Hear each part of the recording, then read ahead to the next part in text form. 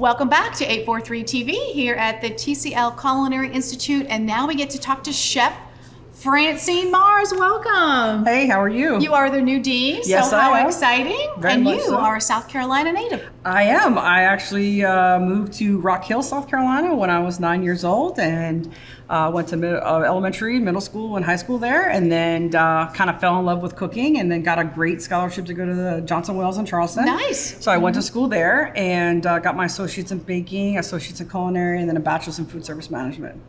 And then you traveled around for a Yep, little traveled while. around. I've been lived in 9 different states. Recently came from Pennsylvania. Worked for Disney World. I worked for Marriott, several nice. positions with them. Worked in Texas and Rhode Island. I mean, literally North Carolina, South Carolina, Florida, you name it. And now I'm back. What brought you back to the Lowcountry?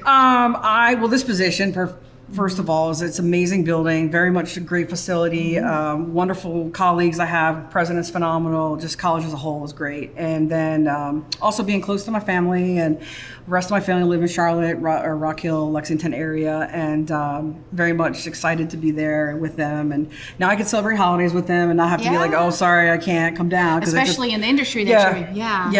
and then now it's not a 12-hour drive, it's now like a 3.5-hour drive, which is fabulous, Well, that's great. So it's awesome for your personal life. And talk about the vision that you have here. Yeah, so this school is just amazing, and my first goal really is to make sure that we're fully staffed and that we've got the instructors, because we're growing like crazy. We had about 11% growth year over year, which is amazing from last year to this year. That we're seeing that trend keep going. So we've been welcomed with open arms. In addition, I really want to start putting the college on the map and doing some great things. And with students, I was just meeting with them, and we were talking about potentially like international, study abroad opportunities and competitions, and really pushing the envelope with the Museum that's coming up and other things that we're doing. And so I'm just really excited about a lot of the stuff that's happening. Let's talk about that food scene. I had seen, or we talked about that like almost a year ago when the place opened. Yes. So where are we with that now? Tell everybody what it is. So the food museum is absolutely amazing from what I've seen from the photos and everything else, and meeting with the architects and designers. It's really just a food museum that is all about and dedicated to Lowcountry cuisine and Southern cuisine, and it is just going to blow you away.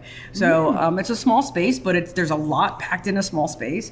But then the opportunities after that are amazing, and just the salute to South dinners that we want to do, and bringing in celebrity chefs and other things to be able to do demos and just book signings and authors, and I mean it's just amazing. And the fact that we have a museum dedicated to Southern food at the culinary school is just, to me, like the cherry on top.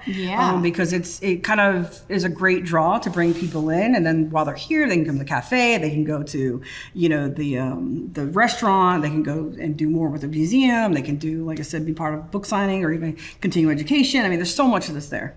I feel like this is still kind of like a secret about all the opportunities here. That's why we're helping get the word out. 100%. Just think of the opportunities as you're talking. I'm like, wow. I'm just thinking about the international and national people that could come in, because everybody wants to come to the Lowcountry. Yes. And now they've got a great reason to do it. Yeah, I would not be surprised if one day we were walking downstairs and Bobby Flay was here, because hey, might as well dream big. Exactly. Right? Well, there's celebrity chefs that do frequent the area. So the fact that we have a museum devoted to Southern cuisine, I definitely could see celebrity chefs walking in the door. So I really want to have like a list of names and faces, just so like, hey, FYI, they're here, because I think it's going to be a huge draw, more than what I think people realize. I think so, and I love your excitement. As soon as you sat down, I could feel that. Tell us about you of course have a big vision, a big picture, a big role here, but what about the one-on-one, with the students? Do you have time to do that? Yeah, I do. I make time for that. We've just had donuts with the dean, and really try to make myself available and open to them, and so that they can stop by, become less intimidating to them.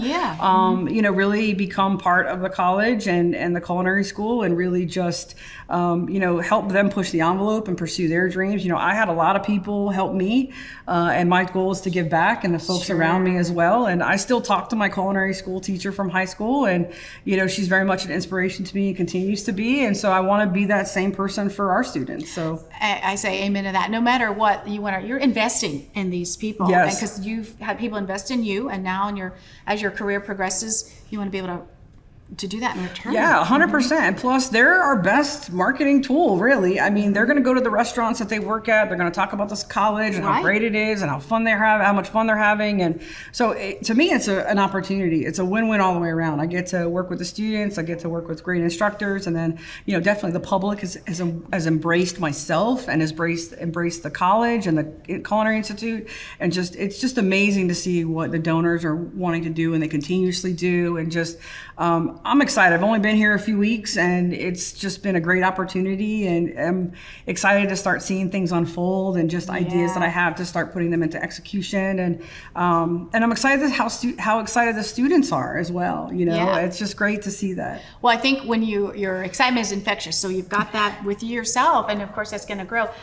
What about the breakdown of the students? Are they more local, or do we have students maybe coming from other states? Yeah, so we have a lot of students that are coming from the area, but they also commute from other places into our school. So the goal is to keep pushing the envelope with that, and also really be a driver to help the businesses in the area, especially Hilton Head.